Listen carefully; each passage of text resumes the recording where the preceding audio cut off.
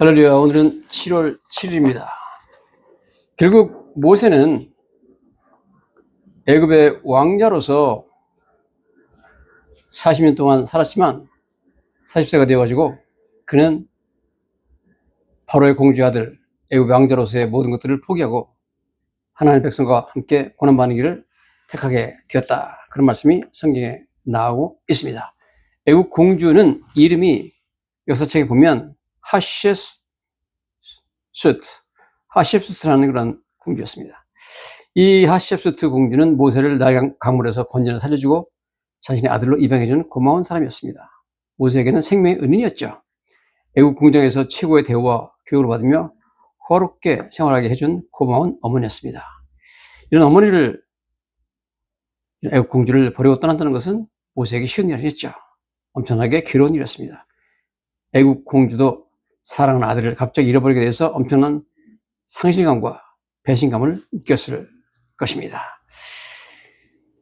바로왕의 궁주 아들로서 모세는 어머니를 이어 애굽의 다음 왕위를 이어갈 엄청난 인물로 엄청난 지위에 있던 인물이었습니다. 모세는 애굽의 왕자였습니다.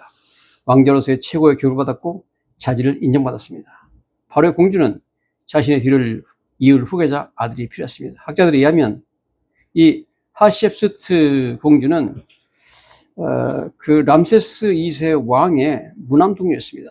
그래서 그 아버지를 이어서 애굽 왕이 되었고 22년 동안 통치했다고 합니다. 어쨌든 모세는 호화로운 생활을 했고 제일 좋은 음식을 먹었고 제일 좋은 옷을 입었으며 제일 좋은 교육을 받고 학문과 무예를 익혔을 것입니다. 그리고 애굽에서 가장 아름다운 여인과 결혼할 수가 있습니다. 그러나 이 모든 것을 그는 포기하고 하나님의 백성과 함께 고난과 멸시와 천대를 받기로 결심하였다. 쉬운 일이 아닌데요. 그래서 하늘 영광을 버리고 이 땅에 오셔서 멸시와 천대를 받았던 예수님의 예표였습니다. 히브리서 11장 24절에 이렇게 나오죠. 믿음으로 모세는 장성하여 바로의 공주의 아들의 칭함받기를 거절하고 도리어 하나님의 백성과 함께 고난받기를 잠시 죄악의 낙을 누리는 것보다 좋아했다. 이렇게 말했습니다. 어떻게 모세가 이런 결정을 하게 됐을까요?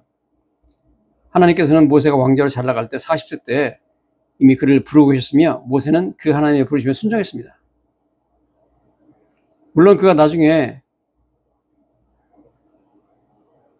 미디안 광야에서 분명한 음성을 듣고 하나님께서 모세야 모세야 그러면서 애굽에 가서 내 백성을 구원하라는 음성을 들었지만 그 전에 이미 그 40세 때 조용히 하나님은 그를 부르고 있습니다. 이런 내용들이 1세기 유대 역사가인 요세푸스의 책에 이렇게 나와 있습니다.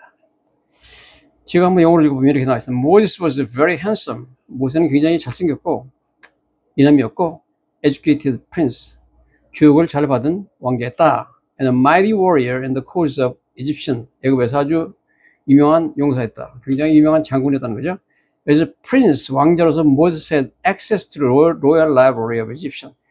모세는 그 에집트의 그 도서관에 왕궁 도서관에 가서 많은 책을 읽을 수 있었다. As well as the scriptural record of the Israelites as taught by his mother. 어머니가 자기를 3년 동안 키웠을 때 어머니한테 배운 것과 똑같은 그런 내용들이 적혀 있는 그런 성경과 유대인 역사에 대해서도 책을 읽으면서 깨달았다는 거죠. Quite possibly 아마도 확실한 가능성이 있는데 뭐냐면 he read the prophecies of Joseph. 그가 요셉의 예언을 읽었을 가능성이 있다는 겁니다. 도서관에서 and was led by spirit. 요셉의 예언에 보면 뭐 하나님께서 400년이 지나면은 이스라엘 백성들을 애굽에서 나와서 가나안 땅으로 돌아가게 한다. 그때 내 해골을 같이 데려다 달라. 뭐 이런 내용들이 있잖아요. 그런 걸 읽었을 가능성이 있다는 거죠. 그래서 그걸 읽는 동안에 led by spirit 성령으로 인도함 받아가지고 understand the divine appointment to deliver his brothers, the Israelites. 즉 자기 형제 이스라엘 백성을 구원하라는 하나님의 성령의 음성을 듣고 그런 결심을 했다 그렇게 말하고 있습니다. 그것은 참 의미가 있는 말이 아닐 수가 없습니다. 어쨌든 모세는 세상에서 조롱과 멸시를 받는 그 길을 택했습니다. 하나님이 부르셨기 때문에 그런 일이 있을 수밖에 없었죠.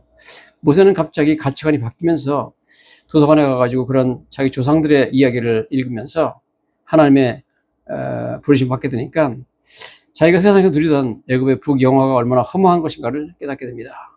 그리고 하나님의 백성을 섬기는 것이 얼마나 가치 있고 귀중한 일인가를 깨닫게 됩니다.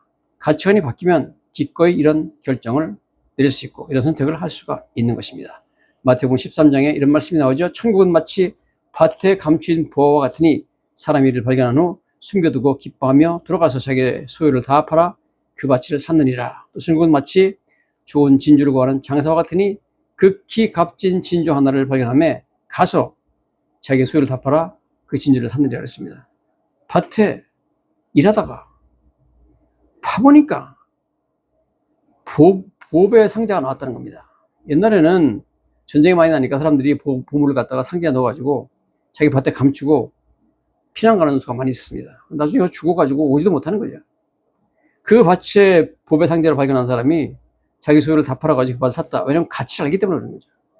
좋은 진주를 구하는 장사가 진짜 좋은 진주를 만났습니다. 그래가지고 자기 자산을 다 팔아가지고 그 진주를 샀다. 왜? 가치를 알기 때문에. 여러분, 가치관이 바뀌면 이러한 일을 할 수가 있습니다. 자, 그런 성경은 이 모세가 이렇게 하나님의 백성과 함께 고난을 받은 것을 그리스도를 위해 받는 수모라고 말하고 있습니다. Disgrace of Christ. 자, 그리스도를 위해 받는 수모. Disgrace for Christ. 그것을 애굽의 모든 부하보다 더 큰 재물로 여겼다. 이는 상주심을 바라봅니다. 그렇게 말하고 있습니다. 도대체 그리스도를 위한 수모라는 것이 무슨 뜻이냐? 여러분, 예수님께서 자기 백성을 구원하려고 하늘의 모든 영광을 버리고 이 땅에 오셨습니다. 근데 자기 백성인 유대인들이 그를 멸시하고 천대하고 배척하고 십자가에 죽이기까지 했습니다. 모세도 마찬가지였습니다. 미디안 광야에서 편안하게 살고 있다가 나이 80세가 되어서 자기 백성들을 구원해가지고 애굽에서 탈출시키려고 해방시키려고 찾아갔는데 백성들이 모세한테 감사하기는커녕 모세를 엄청나게 괴롭게 하고 불평하면서 엄청난 고난을 주었습니다. 이런 의미에서 모세의 삶은 앞으로 오실 1500년 후에 오실 예수 그리스도의 예표가 되기 때문에 그것을 바로 성경에서는 그리스도를 위한 수모라고 말하고 있습니다. Disgrace for Christ라고 말하고 있는 거죠. 그래서 학자들이 이렇게 말하죠. Prefigure the suffering and rejection that Christ would endure. 앞으로 그리스도가 겪어야 될 그러한 고난과 배척을 미리 보여주는 것이다. It was actually a foreshadowing of the ultimate shame and suffering that Christ would have been bear on the cross. 십자가에서 예수 그리스도께서 감당해야 됐을 고난과 궁극적인 수치를 미리 보여주는 그림이었다는 말씀입니다. 자, 그러면서 그렇게 말합니다. 그리스도를 위해 받는 수모를 애굽의 모든 부하보다 더 큰 재물로 여겼으니 이는 상 주심을 바라봅니다. 그렇게 말하고 있습니다. 모세는 앞으로 하나님께 받을 상, 그 고난의 길 가지만 나는 상 받는다 하는 것, 그걸 바라보면서 하나님의 백성과 함께 고난 받기를 선택했다는 거죠. 모세가 이 수모를 다 겪은 것은 주님께서 하나님께 주실 영원한 상급을 바라보았기 때문에 가능했다는 거죠. 예수님께서는 그 사랑하는 사람들이 그래서 고난에 동참하면 반드시 상급을 준다고 말씀하고 있습니다. 모세는 나중에 예수님께서 변화산에 올라갔을 때 엘리야와 함께 그 산으로 내려오죠. 내려와가지고 십자가를 지고 가실 예수님을 위로하는 것을 보게 됩니다. 모세는 이때 가나안 땅을 처음 밟아보게 됩니다. 원래 모세는 하나님의 명령을 어기고 반석을 2번이나 쳐서 물을 나게 했기 때문에 가나안 땅에 못 들어갔어요. 그래서 예수님이 오신 후에 변화산에 천국에서 내려왔는데 그때 모세는 처음으로 그 꿈에 그렸던 가나안 땅을 밟아보게 된 것입니다. 자, 하나님의 백성을 섬기느라 온갖 고난을 겪으며 그리스도를 위한 수모를 받은 모세는 이제 십자가를 지러 가시는 예수님을 만나서 그를 위로하고자 하나님께서 지구에 파송하신 두 사람, 특사 중에 한 사람이 되는 영광을 누리게 되었습니다. 천국에서도 하나님께 귀하게 쓰임받고 예수님을 위로하는 데 보내는 특사 중에 2명으로 선택됐잖아요. 천국에도 얼마나 많은 위인들이 많이 있겠습니까?